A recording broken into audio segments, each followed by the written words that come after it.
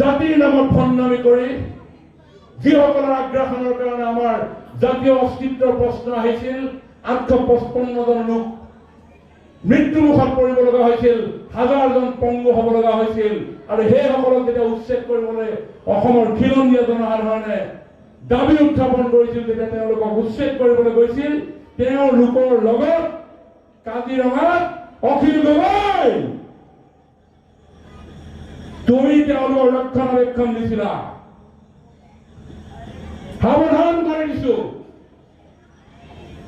স্বৰ্গদেউ চাওলুং চুকাফাই 7 ৰাজধানী 1 ৰাজ প্ৰতিষ্ঠা কৰি থৈ যোৱা এখন অসম, য'ত বিভিন্ন জাতি জনগোষ্ঠী ভাষা ভাষী ধৰ্ম সম্প্ৰদায়েৰে এখন আধুনিক অসমৰ প্ৰেক্ষাপট সৃষ্টি কৰি আজি নতুন চিন্তাৰে নৱপ্ৰজন্ম আগুৱাই গৈছে। ভণ্ডামি নকৰিবা, ভণ্ডামি নকৰিবা। এদিনাখন কচলত আহি কৈ গৈছে, হয় আমি একেলগে পঢ়া, মোৰ ক্লাছমেট আছিলে, ৱালমেট আছিলে হোষ্টেলত। আমি যেতিয়া জাতিৰ কামত যাওঁ, তেতিয়া তুমি মনে মনে ৰুমৰ ভিতৰত সোমাই থাকা। তোমাৰ জাতীয়তাবাদ আমি জনা আছে 1991ত বাওঁপন্থীৰ লগত লগ লাগি লৈ মানুহৰ টুপি পিন্ধাবলৈ ক'ত গ'ল? আজি কেইদিনমানৰ আগত যে দেখাইছিলা এখন ফটো, যিখন ফটো যে কৈছিলা আমেৰিকাত কাৰোবাৰ ঘৰ আছে বুলি, যিজন মানুহৰ লগত যে বন্ধুত্ব পাতিছা, সেইজনক যে তুমি অপদাৰ্থ বুলি কৈছিলা, চব ভেলকিবাজ নেকি এইবিলাক? এই ভেলকিবাজি নচলিব। অসমীয়া খিলঞ্জীয়া জাতি জনগোষ্ঠীৰ কাৰণে ভাৰতীয় জনতা পাৰ্টীয়ে কাম কৰি আছে, মিত্ৰজোঁটে কাম কৰি আছে, আৰু তাৰ কাৰণে যি কৰিব লগা আছে আমি কৰিম। কাৰণ তেখেতলোক কাক ৰক্ষণাবেক্ষণ দিছে আপুনি জানিছে?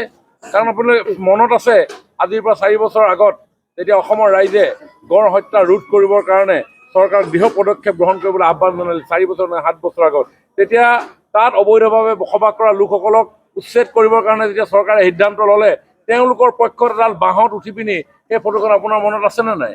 গতিকে তেওঁ সাৱধান মানে শুনাইছো। কাৰণ তেখেতসকলে কাক ৰক্ষণাবেক্ষণ দিব বিচাৰিছে, কাৰ হৈ কথা ক'ব বিচাৰিছে, আৰু উজনি অসমত আহি পিনি মুখাখন পিন্ধি লৈছে। আজি ইয়াতে যিজন প্ৰাৰ্থী উঠিছে কংগ্ৰেছ সমৰ্থিত, তেওঁলোকে কাৰ পক্ষত আছে? কাৰণ তেওঁলোকে আছে কংগ্ৰেছৰ পক্ষত, যি কংগ্ৰেছে 855 জন লোকক হত্যা কৰিছিলে, স্বাভিমানী অসমীয়া যুৱক যুৱতীক হত্যা কৰিছিলে, আৰু জাতীয়তাবাদৰ মুখা পিন্ধি এই অঞ্চলৰ জনসাধাৰণক টুপি পিন্ধাব আহিছে। জনসাধাৰণটো ইমান মূৰ্খ নহয়। নিউ জেনেৰেশ্যন আজি স্কিল ইণ্ডিয়াৰ দিশে গৈছে, নিউ ইণ্ডিয়া আজি ষ্টাৰ্টআপৰে গৈছে, নিউ ইণ্ডিয়া আজি ডিজিটেল ইণ্ডিয়াৰ মাধ্যমেৰে গৈছে। আজি আমি বাট পথ উন্নয়ন কৰি পিনি যি গতিৰে এই সমাজখন আগুৱাই লৈ গৈছো, তেওঁলোকে নৱ প্ৰজন্মক কি কৰিছে? কেৰাচিন তেল, বিচলা কাঠি আৰু টায়াৰ টিউব দিছে যে আপোনালোকে ধ্বংস কৰক।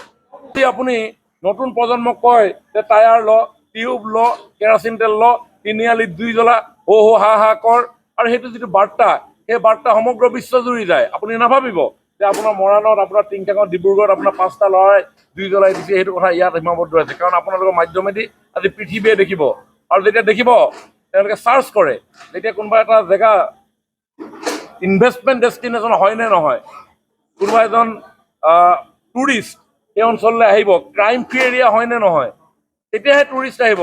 কাৰণ অনলাইনত আজিকালি দেখা পোৱা যায় যে কিমান ক্ৰাইম আছে, পুলিচ থানাত আপোনাৰ ৰেকৰ্ড হয়।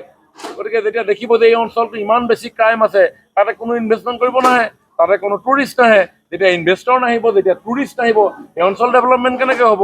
অকল আলি পদূলি বনাই থাকিলেতো ডেভেলপমেণ্ট বুলি নকয়। আমি সেইখিনি কাম কৰিছোঁ, যিখিনি কাম কংগ্ৰেছে যোৱা দিনবিলাকত নকৰিলে সেইখিনি কাম কৰিছোঁ।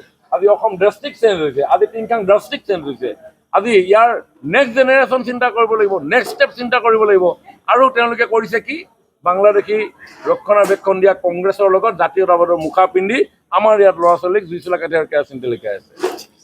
কংগ্ৰেছৰ অপশাসনৰ অতিষ্ঠ হৈ ভাৰতীয় জনতা পাৰ্টীক ৰাইজে যি আশীৰ্বাদ দিছিলে, সেই উন্নয়নৰ গতিধাৰা তীব্ৰ গতিৰে আগুৱাই গৈছে। আৰু আমাৰ 5 বছৰ সৰ্বানন্দ সোণোৱাল ডাঙৰীয়াই মুখ্যমন্ত্ৰী হৈ অসমখনক যি গতিৰে আগুৱাই লৈ গ'ল, এতিয়া মাননীয় মুখ্যমন্ত্ৰী ডক্টৰ হিমন্ত বিশ্ব শৰ্মা ডাঙৰীয়াই তাতকৈ অধিক দ্ৰুততাৰে আগুৱাই লৈ যোৱাৰ কাৰণে সমগ্ৰ সমাজ জীৱন আজি উৎফুল্লিত হৈ আছে।